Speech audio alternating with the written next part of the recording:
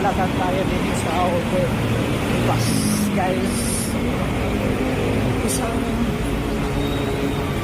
paghihirap na dumaan sa buhay ko, kaya hindi ako nakapag-upload ng video tulad ko ngayon. Isa ako na gusto may mararating sa buhay, pero minsan marami ding tao na humihila sa iyo pababa.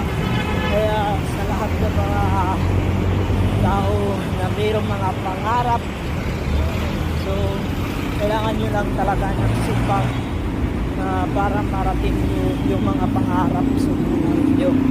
So katulad ko guys, isa ako sa mga vlogger